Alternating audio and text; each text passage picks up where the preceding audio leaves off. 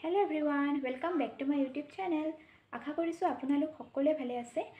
আৰু আজি যেহেতু হোলি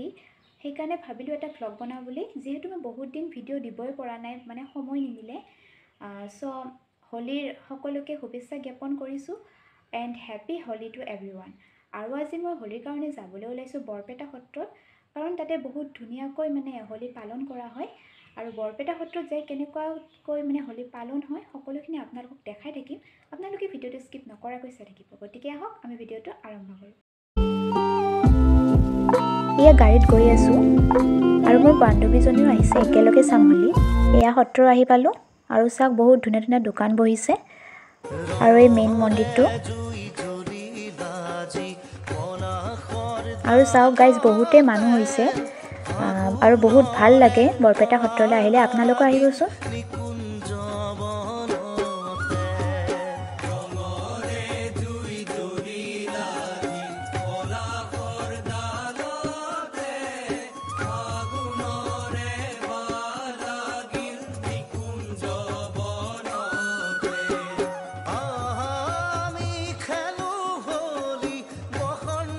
মেখেলা চাদৰৰ দোকানো বহিছে বহুত ধুনীয়া ধুনীয়া